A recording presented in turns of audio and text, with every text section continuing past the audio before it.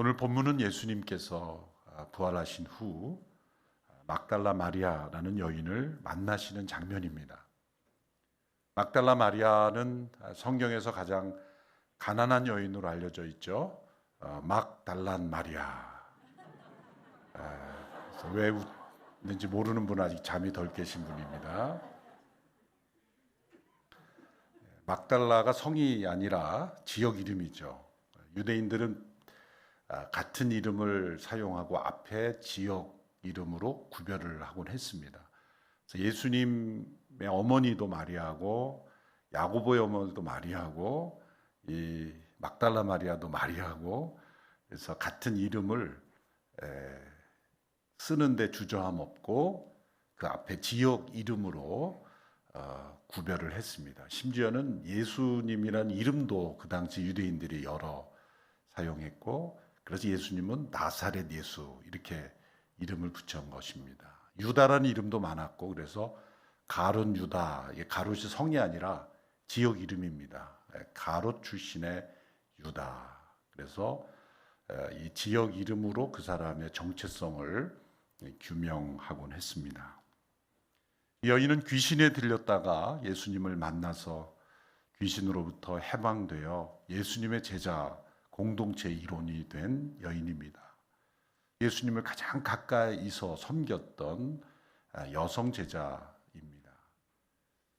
대부분의 남성 제자들의 이름만 나오지만 이렇게 막달라 마리아처럼 예수님의 어머니와 함께 예수님의 제자 공동체 일원으로 또 가장 가까이 섬긴 이 여인들이 예수님의 십자가의 마지막 장면에서 가장 가까이 있었던 사람들이었습니다.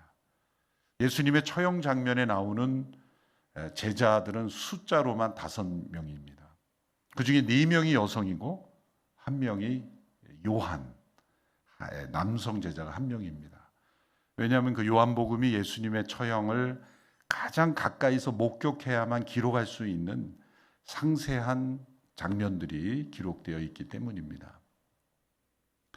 이처럼 여성 제자들이 4명이나 되고 남자 제자가 1명밖에 안 된다. 그 당시에 남성 중심의 문화에서 그렇게 예수님의 제자라고 때로는 자부심을 가지고 교만했던 그 베드로를 비롯한 주축되는 제자들은 다 어디론가 도망가 버리고 예수님을 부인하고 또 숨어버리고 저 멀찍이 바라볼 뿐이었지만, 막달라 마리아를 비롯한 여성 제자들은 그 십자가 처형 가장 가까이 있었던 것입니다.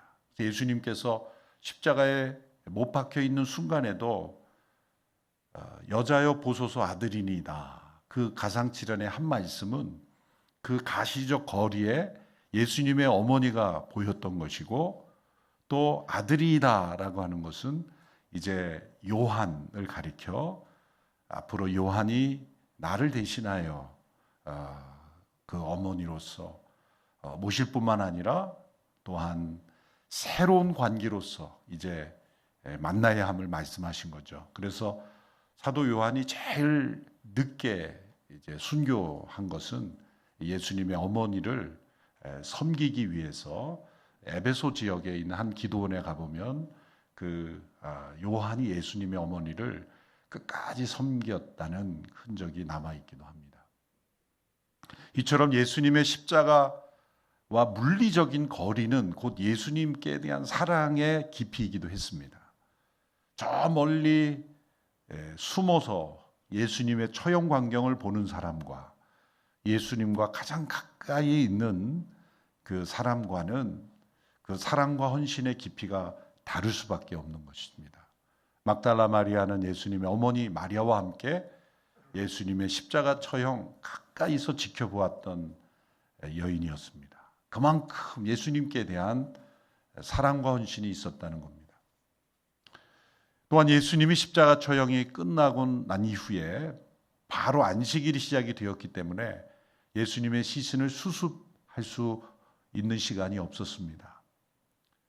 본래 십자가 처형을 당한 죄수의 시신은 골짜기에 버려지거나 동물들의 먹이로 버려지는 것이 관례였습니다. 무덤이 필요 없는 것이죠. 그런데 아리마대 요셉이라는 사람이 자신의 돌무덤을 예수님의 시신을 안치하도록 제공하였습니다. 그 또한 성경의 예언을 이루도록 한 것이죠. 돌무덤에 안치되려면 시신이 수습이 되어야 합니다. 향품을 바르고 그 수습된 시신으로 안치해야 되는데 예상하지 못한 상황이 일어난 것입니다. 관례가 깨진 겁니다. 그냥 골짜기에 버려지건 동물의 먹이로 버려지던 십자가 처형의 시신이 돌무덤에 당시 부자들이 그 안치되었던 그러한 비싼 무덤에 안치되었으니 앞뒤가 맞지 않는 일이 일어난 겁니다. 그러나 그 시간이나 여러 가지로 볼 때 십자가 처형을 당한 죄수의 시신을 위해서 준비된 향품이란 존재하지 않았습니다. 돌무덤에 그냥 안치한 거죠. 그리고 봉인을 하고 큰 돌로 그 무덤 입구를 막고 그리고 군병들을 동원해서 지키도록 했습니다. 막달라 마리아는 그 상황을 지켜보았기에 안식 후 첫날 새벽에 예수님의 시신에 향품을 바르기 위해서 여인들과 함께 그 무덤을 찾아온 것입니다. 예수님의 시신에 향품을 바르려고 할 때 이 군병들이 순순히 그 문을 열어주고 또 협조해 주리라고 생각해서는 안 되는 것이죠. 아무도 들어오지 못하게 돌문을 막았고 아무도 들어오지 못하게 하라고 군병들을 세워놓았는데 예수님의 제자들이 왔다고 해서 열어줄 수 있겠습니까? 있을 수 없는 일입니다. 그럼에도 불구하고 막달라 마리아는 여인들과 함께 예수님의 무덤을 찾았습니다. 그러면서 그 길을 오면서 누가 우리를 위하여 돌문을 열어줄 수 있을까 염려한 고백이 나옵니다. 아무 보장이 되어 있지 않고 또 군병들도 전혀 협조해 줄 수 없는 그 무덤 근처에 아무도 접근하지 못하도록 그렇게 경계병까지 세운 상황에서 무슨 생각으로 그 무덤을 찾아왔는지 상상하기 어렵습니다. 그것은 마치 저 시골의 어느 할머니가 아들 이름 하나 갖고 서울에 와서 아들 찾는 거하고 똑같은 그러한 주소도 모르고 전화번호도 모르고 아들 이름만 가지고 와서 아들 찾겠다 하는 것과 똑같은 것과 비슷한 겁니다. 그 돌문이 닫혀 있고 군병들이 지키고 있는 그 상황에서 그저 머물러 있을 수 없었어요. 그 예수님의 참혹하게 죽임당한 그 시신을 보고 처리되지 못한 채 이 돌무덤에 안치된 예수님의 시신을 생각하면 그 밤에 잠 못 이루었을 것이고 그 새벽에 동이 트자마자 여인들과 함께 향품을 가지고 무덤으로 나온 것입니다. 돌문이 열린다는 보장도 전혀 없이 불가능한 그런 의미를 알매도 불구하고 이 막달라 마리아는 발걸음을 옮길 수밖에 없는 것입니다. 이것이 사랑입니다. 이것이 헌신이고 이것이 끊을 수 없는 그런 사랑의 본질입니다. 그때 놀라운 일이 일어났습니다. 돌문이 열려 있었습니다. 천사들이 돌문을 열었습니다. 지진이 일어나고 그 땅이 진동하면서 돌문이 열렸죠. 이 돌문이 열린 것은 예수님이 부활하셔서 나오시도록 돕기 위해서 그런 일이 일어난 게 아닙니다. 이것은 막달라 마리아와 함께 간 여인들이 무덤이 비었다는 것을 무덤 안을 보도록 하기 위해서 하나님께서 열어주신 것입니다. 누가 우리를 위하여 돌문을 열어주겠는가? 여인들은 그저 염려했고 전혀 가능성이 없는 상황이지만 그냥 마음속에 담아둔 소원만으로 움직였지만 하나님은 그 소원까지 기도로 들응답하신 거예요.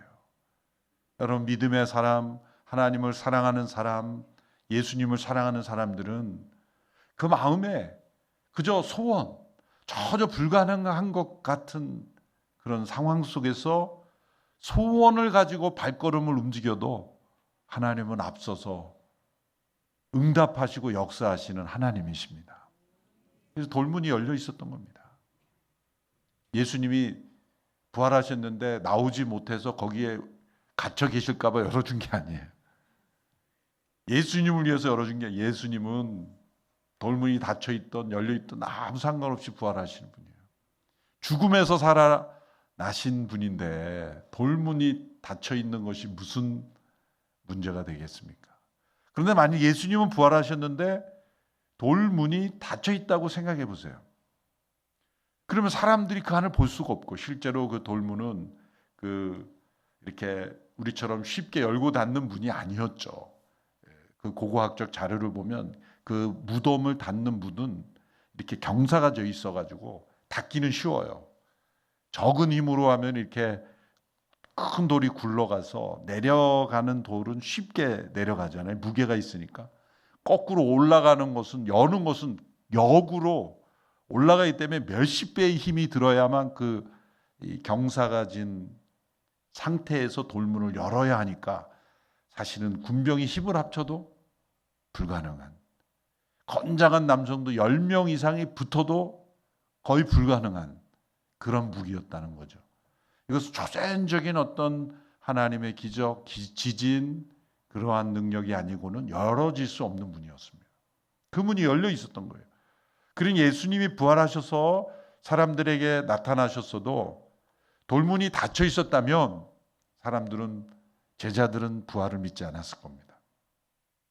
그래서 무덤이 열렸습니다. 그래서 막달라 마리아는 그 무덤이 비었다는 것을 볼 수 있게 되었습니다. 그리고는 놀라서 이 요한복음에 보면 베드로와 또 요한에게 가서 말했습니다. 베드로와 요한이 막달라 마리아를 따라가서 무덤이 비었다는 걸 보았어요. 베드로, 요한도 보았어요. 그러니까 제일 먼저 빈 무덤을 목격한 사람은 막달라 마리아, 그리고 이름을 알 수 없는 여인 몇 명이었고, 두 번째로 빈 무덤을 목격한 증인은 베드로와 요한이었어요. 그런데 이 예수님의 무덤이 빈 이 엄청난 사건이 일어났는데 베드로와 요한은 어떻게 반응했는가? 말씀해 보면 그냥 집으로 돌아갔습니다. 요한복음 20장 몇 절인가요? 10절에 보면 그러고 나서 제자들은 자기들의 집으로 돌아갔습니다. 그런데 11절에 그러나 마리아는 무덤 밖에 서서 울고 있었습니다. 얼마나 대조가 됩니까? 베드로와 요한은 무덤이 비었는데 집으로 돌아갔습니다. 천국에 가면 한번 인터뷰할 질문이 왜 그때 돌아갔느냐? 어떻게 돌아갈 수 있었는가 집으로? 어쩌면 이런 대답이 나와서 황당해하지 않을까? 배가 고파서. 뭐 다를 길이 없으니까. 뭐 여러 가지 이유가 있을 수 있지만 예수님의 무덤이 비었는데 베드로와 요한은 집으로 돌아간 거예요. 그런데 이 막달라 마리아는 돌아갈 수가 없었어요. 무덤 밖에 서서 울고 있었던 거예요. 여러분, 이 예수님에 대한 이 사랑의 깊이가 얼마나 차이가 납니까? 그렇죠? 이 베드로는 이미 예수님을 부인하고 멀찍이서 예수님의 처형을 숨어서 보았을 것이고, 막달라 마리아는 그 참혹한 현장을 바로 발밑에서 보았던 여인. 이제는 무덤이 비었는데도 베드로는 집으로 돌아가 버리는 상태였지만 막달라 마리아는 무덤 밖에 서서 울고 있었다는 거예요. 여러분, 이 차이는 무엇입니까? 예수님께 대한 진정한 사랑의 차이입니다. 천국에 가면 베드로 할아버지가 너가 나를 알아 그러면서 좀 뭐라고 하실지 모르겠지만 말씀 그 자체를 보면 분명히 이건 대조되는 모습입니다. 막달라 마리아가 무덤 밖에 왜 서서 울고 있었습니까? 예수님께 대한 깊은 사랑 때문이었습니다. 그런데 예수님께서 이제 부활하신 이후에 천사들이 먼저 2명의 천사가 등장하죠. 그러면 하나님께서 이 흰옷 입은 2 천사가 나타날 때 한 명이라도 더 있을 때, 그러니까 베드로와 요한이 막달라 마리아와 함께 있을 때 나타나면 더 빨리 전파되잖아요. 그럼 이왕이면 베드로와 요한이 나타났을 때 이 2 천사가 나타나서 예수님 부활하셨다고 설명해 주시면 좋겠지 않습니까? 그럼 베드로도 바로 집으로 돌아가지 않을 텐데, 베드로가 돌아간 이후에 천사가 나타났다는 거예요. 저는 이 부분에 하나님께서 누가 일찍 돌아갈지 다 알고 계셨다는 거죠. 그래서 베드로와 요한이 집으로 돌아간 직후에 무덤 밖에 서서 울고 있는 막달라 마리아에게 제일 먼저 나타나신 거예요. 이 타이밍이 얼마나 중요한 겁니까? 이것은 똑같은 제자이지만 베드로가 예수님을 배신했기 때문에 제일 처음 나타나지 않았다, 그것이 아니죠. 3번째로 개인적으로 베드로를 찾아오시기도 합니다. 부활의 기록들을 보면 4명에게 개인적으로 나타나시는데, 이 막달라 마리아, 그 다음에 베드로, 그 다음에 예수님의 형제 야고보, 그 다음에 도마, 이렇게 개인적인 만남, 대화가 나타나는 게 4사람인데 다 사연들이 있어요. 근데 막달라 마리아에게 개인적으로 예수님이 나타나시기 위해서 베드로, 요한이 돌아간 이후에 천사들이 등장한다는 겁니다. 이것은 예수님께서 그 막달라 마리아의 깊은 사랑과 헌신을 지켜보고 계셨다는 겁니다.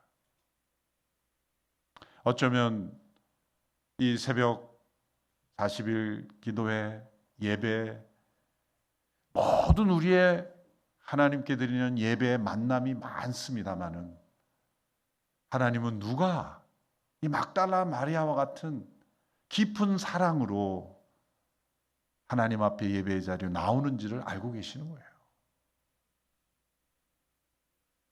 형식적인 것인지 깊은 사랑인지, 예수님에 대한, 예수님을 어떻게 생각하고 나온 것인지, 그 타이밍까지 정확하게 알고 계셔서 베드로, 요한이 돌아간 이후에 천사들이 나타나서 마리아에게 설명해 주는 겁니다. 그것이 12절 13절의 말씀이죠. 12절 13절을 보십시오. 흰 옷을 입은 2 천사가 예수의 시신이 있던 자리에 앉아 있었는데, 한 천사는 머리맡에, 또 다른 천사는 발치에 앉아 있었습니다.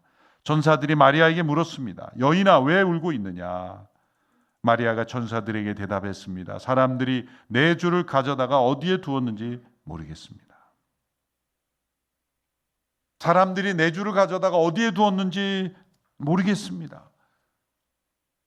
마리아는 예수님이 부활하셨다는 생각은 전혀 알지 못하고, 누군가 예수님의 시신을 옮겨 놓았다고 생각하고 있었던 겁니다. 이 마리아는 예수님을 제자들 가운데 가장 깊이 사랑한 제자입니다. 그래서 예수님께서 부활의 첫 증인으로 택하신 여인이에요.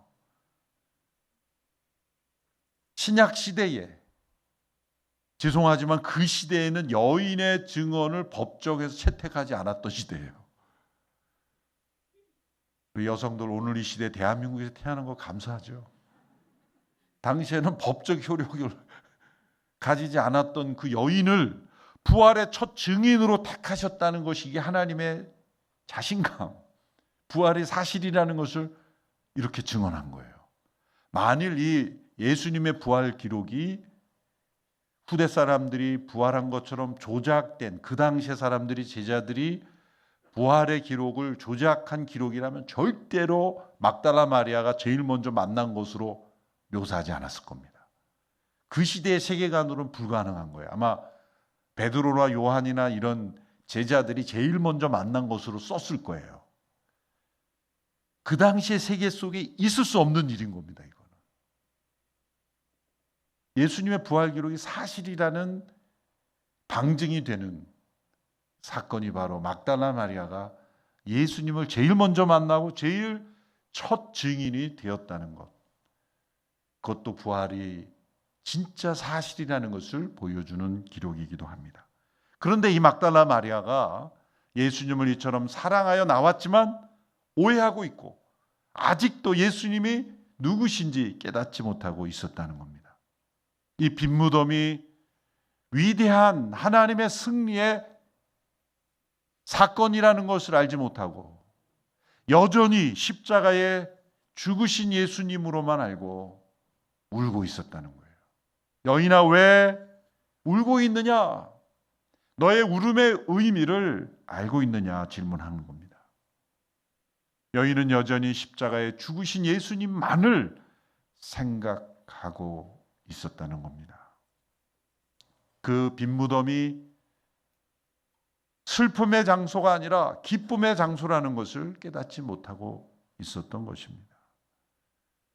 여러분이 막달라 마리아는 예수님께서 부활하시고 가장 먼저 나타나실 정도로 헌신된 주님을 가장 사랑하는 제자였지만 여전히 예수님이 누구인지 정확하게 알지 못하고 있었다는 겁니다.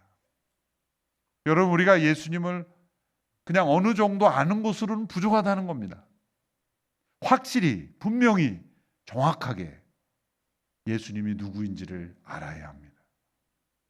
막달라 마리아처럼 이렇게 승리의 장소에서 기뻐하지 못하고 그 승리의 장소를 패배의 장소인 것처럼 슬픔의 장소인 것처럼 그렇게 울고 있는 이 막달라 마리아가 바로 우리의 모습일 수 있다는 겁니다.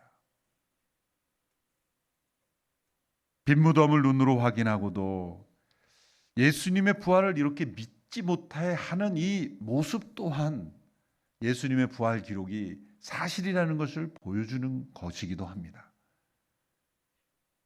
예수님의 부활을 접하는 제자들은 한결같이 믿지 못했고 두려워했고 그리고 놀라워했고 도마는 내가 직접 만져보고 보지 않고는 믿지 못하겠다고 이렇게 한결같이 놀랐고 두려워했고 믿지 못했고 그랬지 않습니까? 조작된 문서라면 제자들이 예수님의 부활을 조작한 기록을 가지고 믿게 한다면 이렇게 썼겠습니까? 예수님 만나자마자 믿은 것처럼 확실하게 확신한 것처럼 예수님 기대대로군요 뭐 이렇게 말씀대로군요 이런 모습이 나와 것처럼 했을 텐데 자신들이 조작하는 문서를 마치 믿지 못해하는 모습으로 묘사했겠느냐라는 거죠. 이렇게 신약 성경을 객관적인 시각으로 봐도 사실이라는 것이 나타나는 증거들밖에 없어요. 부활은 이처럼 우리에게 놀라움이고 두려움이고 믿기 어려운 정도의 충격적인 사건이에요. 세상 사람들이 왜 예수님의 부활을 믿지 않습니까? 부활절 예배를 드리고 나오는 성도들의 놀란 표정이 없기 때문이에요. 성도들이 놀라지 않는데 누가 놀라겠어요? 예수님 부활하셨다고 플래카드는 붙여놨지만 전혀 성도들에게 이 놀라워하는 그 표정이 없는데 어떻게 사람들이 믿겠습니까? 사람들은 구호를 보지 않고 표정을 보고 믿어요.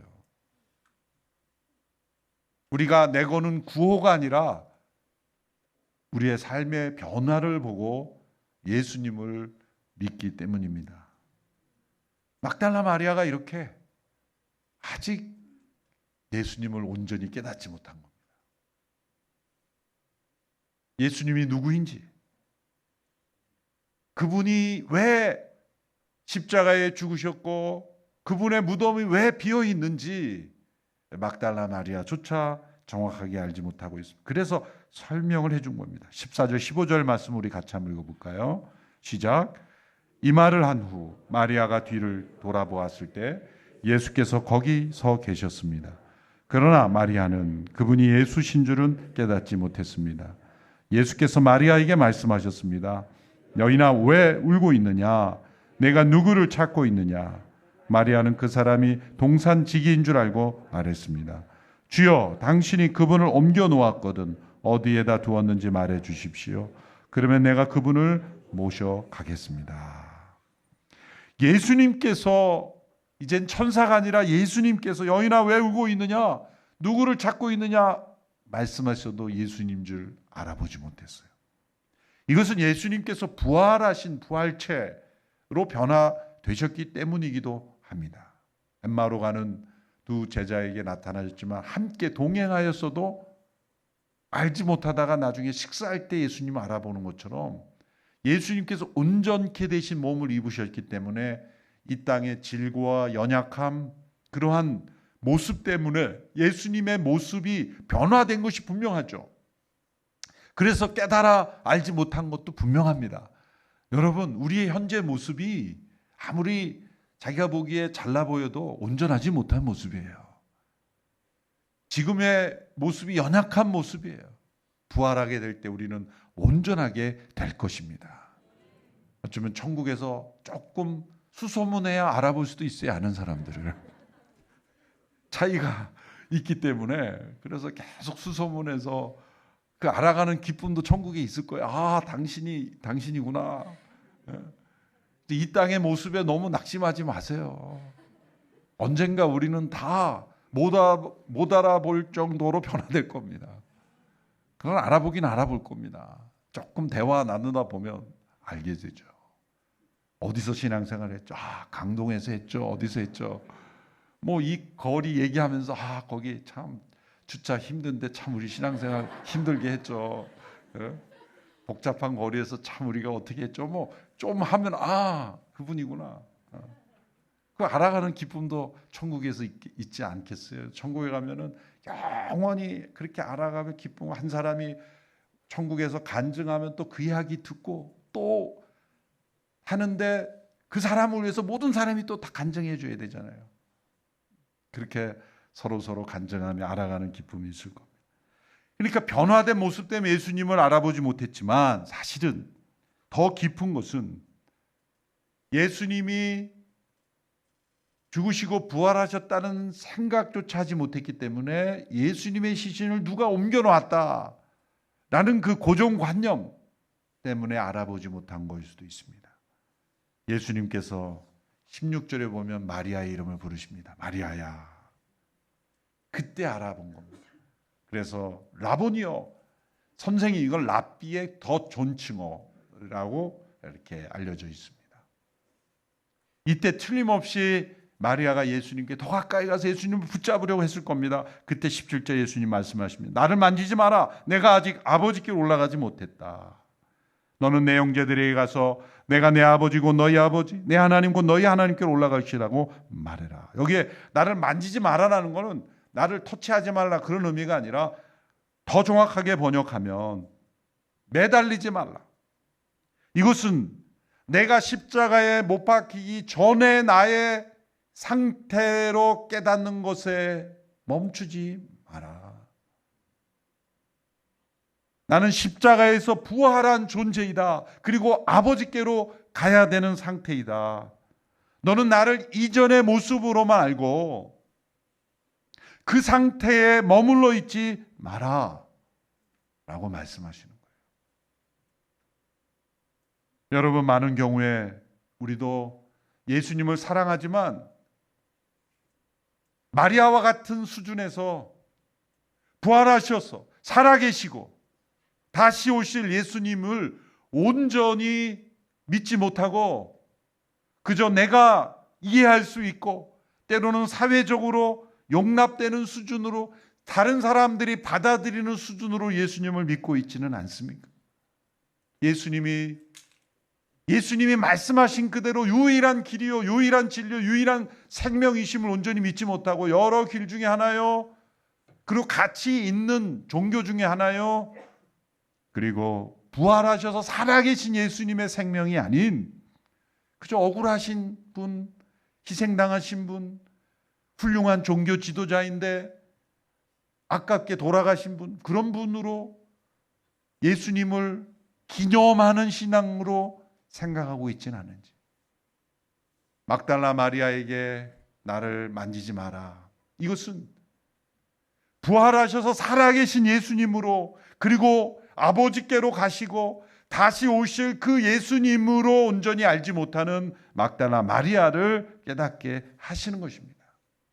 나는 죽음에서 다시 산 자요, 아버지께로 갈 것이며 다시 올 것이며, 이제 이것이 나의 부활만이 아니라 너희의 부활이기도 하다.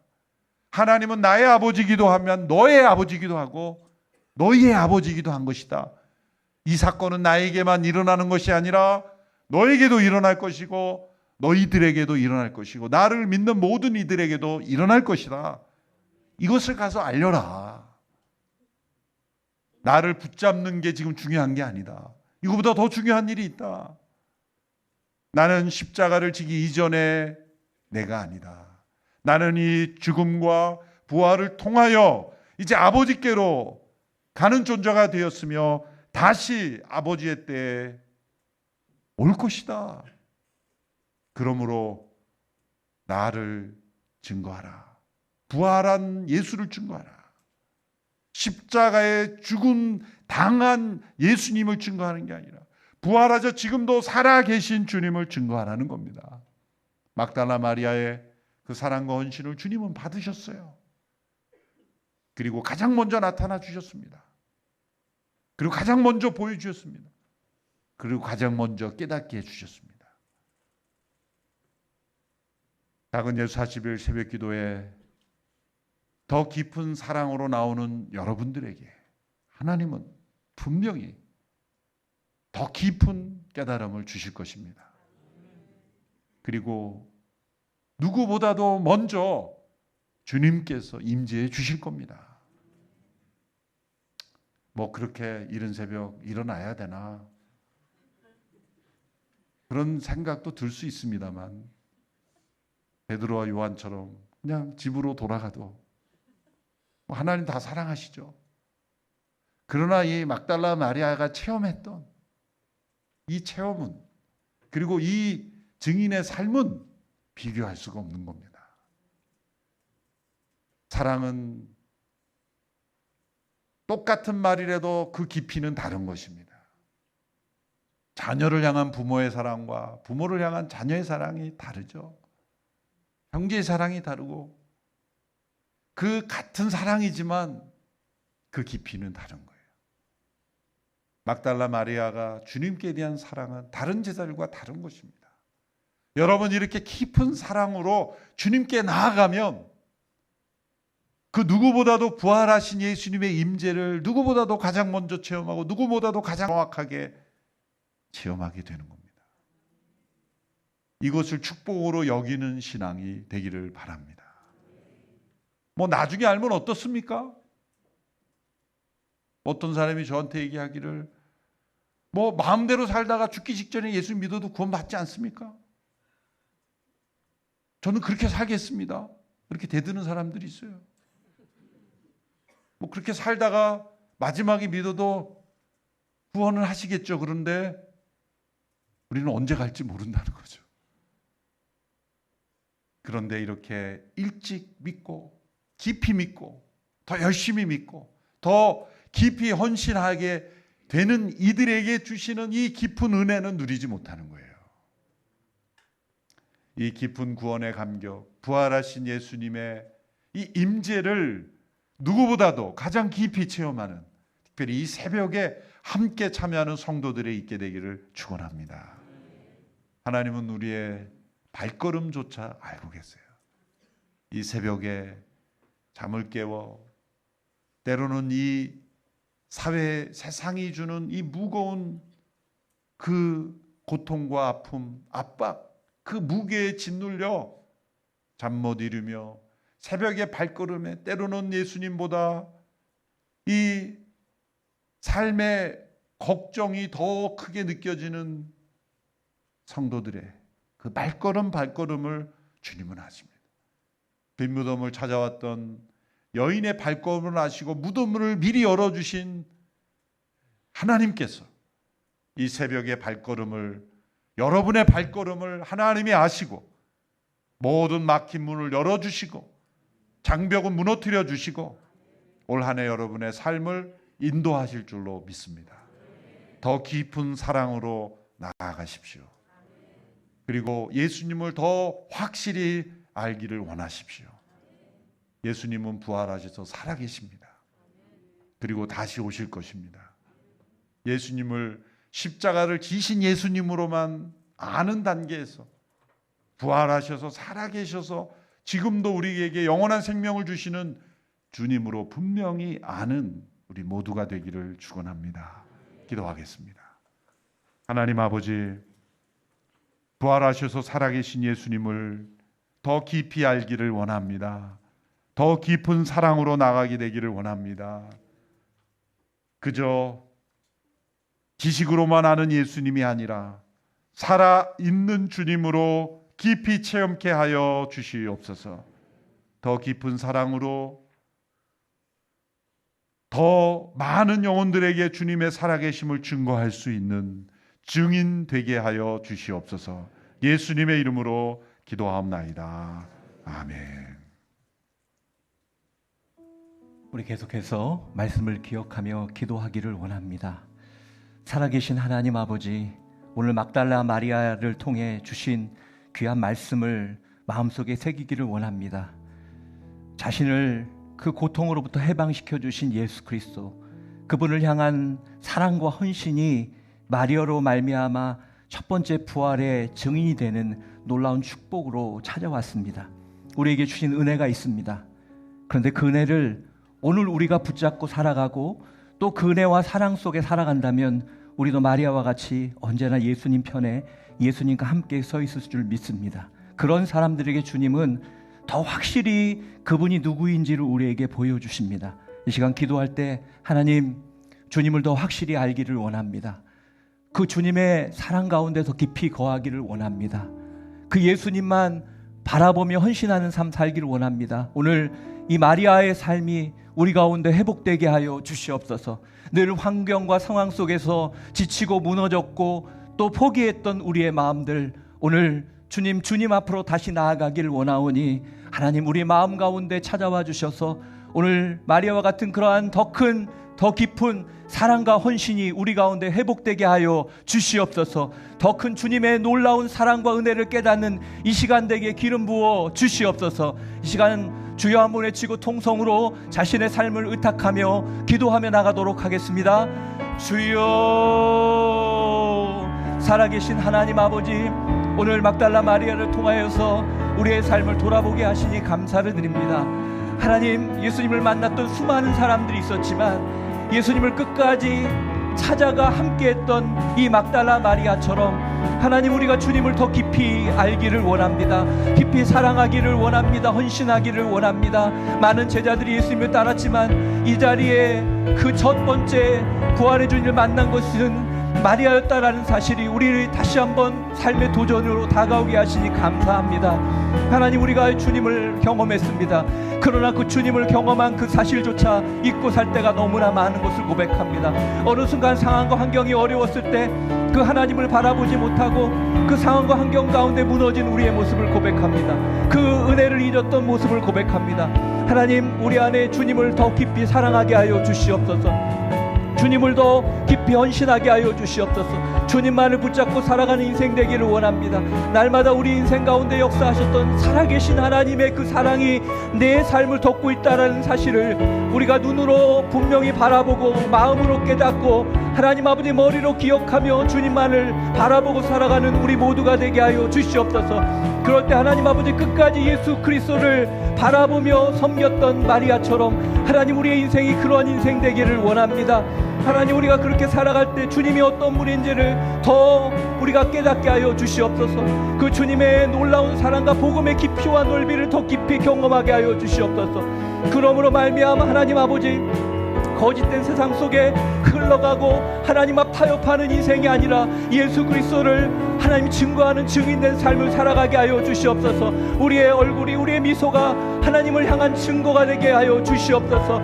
하나님 아버지, 어떤 상황 속에서도 하나님 좌절하고 절망하는 것이 아니라 그것을 뛰어넘는 하나님의 사랑 때문에 그것을 견뎌내고 이겨내고 감당하는 것이 하나님을 향한 증거가 되게 하여 주시옵소서. 우리 사랑하는 성도들을 축복하여 주시고, 하나님 여러 가지 어려운 갈등과 아픔과 질병과 여러 상황 속에 놓여 있는 성도들 삶 가운데 찾아가 주시고, 우리 성도들이 하나님 그런 상황 속에서도 신실하신 그 하나님을 바라보고 경험하고 소망하며 나아가는 은혜를 부어 주시옵소서. 그럴 때 우리 가운데 의심이 떠나가게 하여 주시옵소서. 하나님, 주님을 끝까지 쫓아가지 못하는 그런 연약함이 떠나가게 하여 주시옵소서. 주님을 소망하게 하여 주시옵소서. 예수 그리스도만 붙잡고 살아가게 하여 주시옵소서. 주님만이 나의 소망이요 사랑이요, 주님만을 위해 살아가기로 결단하는 그런 고백이 우리 가운데 날마다 넘치게 하여 주시옵소서. 우리의 삶을 아시는 하나님 긍휼히 여겨주시고, 예수 그리스도 그분으로 날마다 온전히 승리하는 우리 모두가 되게 하여 주시옵소서. 이 시간은 특별히 다음 세대를 위해 기도하기를 원합니다. 살아계신 하나님 아버지, 우리 자녀 세대들이 하나님의 비전과 은사가 넘치는 세대가 되게 하여 주시옵소서. 그래서 날마다 하나님의 영광을 위해 쓰임받는 인생 되기를 원합니다.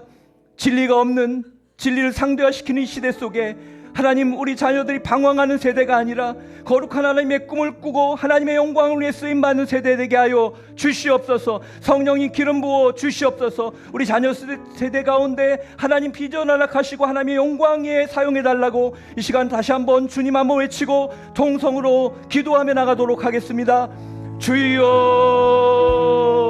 살아계신 하나님, 우리 사랑하는 자녀들을 축복합니다.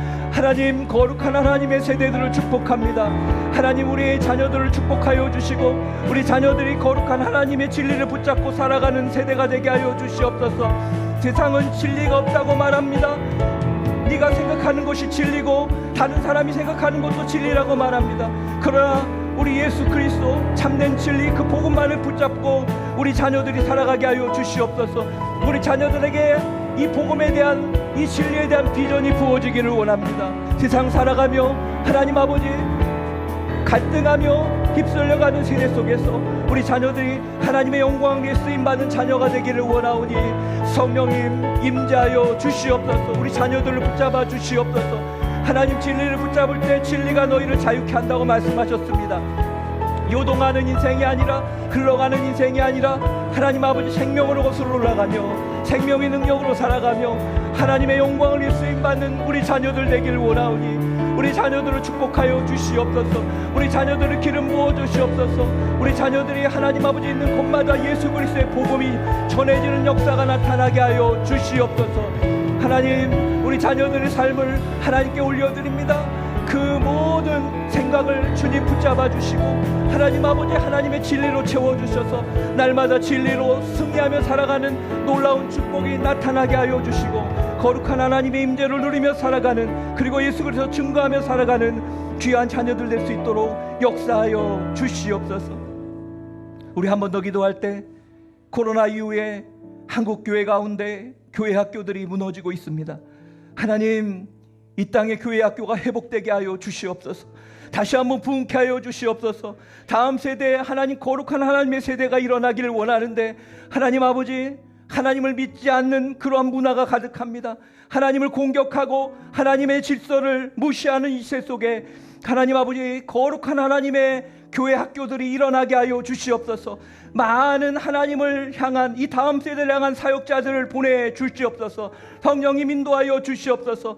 이 시간 한번 기도할 때 교회 학교의 회복과 부흥을 위해서 하나님 헌신자들을 보내주시고 다음 세대를 축복해달라고 한 번 더 주님 외치고 동성으로 기도하며 나가도록 하겠습니다. 주여, 하나님 아버지, 한국교회 교회 학교를 주님 붙잡아 주시옵소서.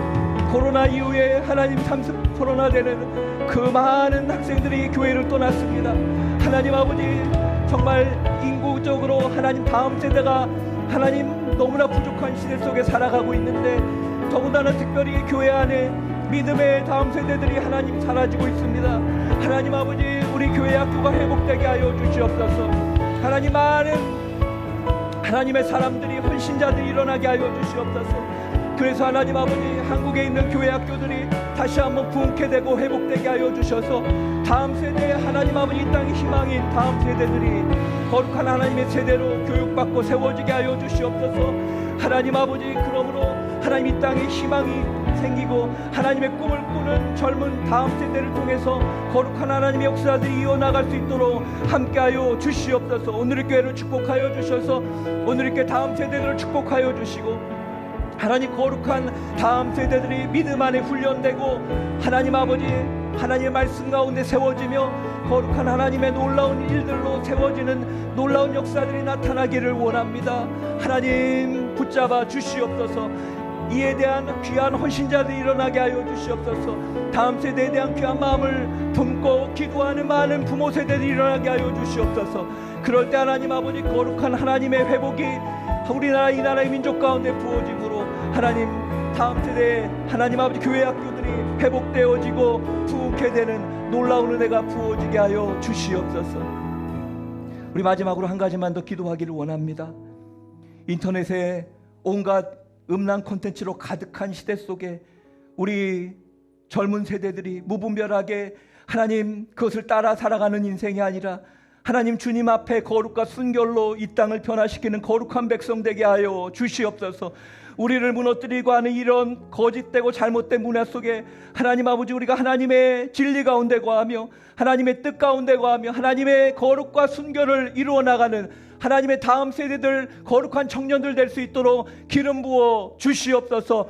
하나님 역사하여 주시옵소서. 이 시간 우리 젊은 세대 가운데 거룩한 순결을 하나님 붙잡아 주시고 그들을 통하여서 거룩한 하나님의 문화가 이 땅 가운데 임하게 해달라고 다시 한번 주님 한번 외치고 동성으로 기도하며 나가도록 하겠습니다. 주여, 살아계신 하나님, 이 시대에 하나님 아버지 인간의 인권을 강구하는 시대 속에 하나님 성조차도 하나님 자기가 선택할 수 있다고 말하는 시대 속에 살고 있습니다. 하나님 자신의 취향이라고 말합니다. 하나님 그 모든 것이 취향이 된다면 이 땅이 얼마나 음란하고 악한 시대가 되겠습니까? 하나님 이런 소득 속에 우리 젊은 세대들을 주님 붙잡아 주시기를 원합니다. 하나님 우리가 기준 없이 흘러가며 요동하지 않도록 도와주시고 하나님의 진리로 가득 차서 하나님 아버지 거룩한 순결로 이 땅 가운데 하나님의 거룩한 나라를 이루어가는 하나님 젊은 세대들이 될 수 있도록 도와주시옵소서.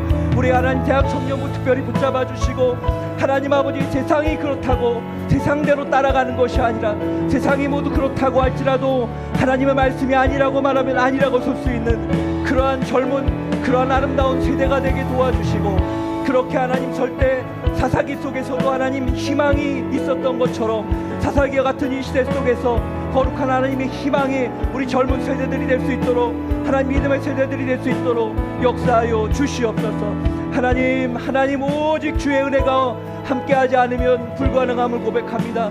세상의 문화는 너무나 크고 너무나 위협적입니다. 그러나 진리는 이길 줄 믿습니다. 진리가 승리할 줄 믿습니다.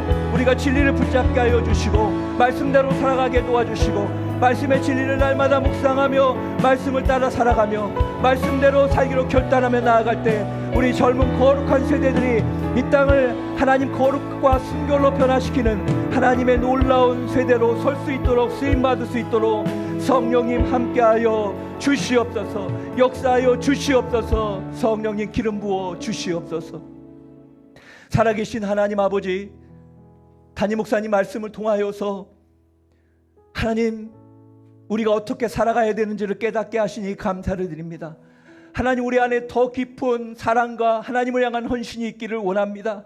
우리가 좋을 때만 주님 따라가는 것이 아니라 하나님 아버지 주님과 함께 고난을 받는 그때를 기뻐하며 주님과 함께 그 고난 앞으로 나아가며 하나님의 나라를 이루어가는 귀한 하나님의 백성들 될 수 있도록 인도하여 주시옵소서. 그럴 때 주님께서 주님이 어떤 분인지 우리에게 더욱더 온전히 깨닫게 하심을 믿습니다.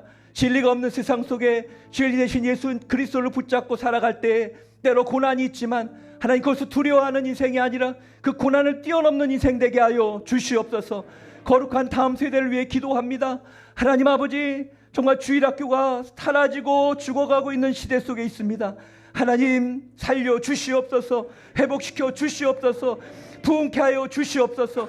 우리 다음 세대들이 하나님 아버지 하나님의 비전을 붙잡는 세대가 되게 하여 주시고, 하나님의 영광을 위해 자신의 그 모든 육체적인 생각들을 내려놓으며 하나님의 거룩한 순결로 세상을 변화시키는 하나님의 세대로 쓰임받을 수 있도록 기름 부어 주시옵소서. 이 일을 위해서 온누리교회를 사용하여 주시고, 우리 담임 목사님 강건하게 붙잡아 주셔서 하나님 우리 교회를 하나님이 원하시는 길로 이끌어 가실 때마다 하나님의 역사가 우리 목사님을 통해, 또 하나님 아버지 각 온누리교회들을 통해 하나님 아버지 이 땅 가운데 열매 맺게 성령님 기름 부어 주시옵소서. 주님 역사하여 주시옵소서. 우리의 모든 기도 제목을 주 앞에 올려드리오니 주님 우리의 간절한 기도를 들어주시고, 우리 가정마다 우리 자녀마다 하나님의 놀라운 기름 부음이 부어짐으로 하나님의 역사가 날마다 나타나며 간증으로 고백되며 하나님께 영광 올려드리는 믿음의 삶, 능력의 삶 될 수 있도록 성령님 함께하여 주시옵소서. 이제는 길이요 진리요 생명 되신 우리 구주 예수 그리스도의 은혜와 하나님 아버지의 그 크신 사랑과 성령님의 교통 인도하심의 은혜가, 주님을 깊이 사랑함으로 부활의 주님을 처음으로 만났던 마리아처럼 예수님만을 더 깊이 사랑하고 헌신하며 주님의 나라를 증거하며 살아가기를 소망하는 사랑하는 성도들 한 분 한 분 머리 위에와 그 삶과 가정과 자녀와 일터 위에, 그리고 복음을 위해서 수고하시는 선교사님과 그 사역 위에 이제로부터 영원까지 함께 하시기를 간절히 축원하옵나이다. 아멘.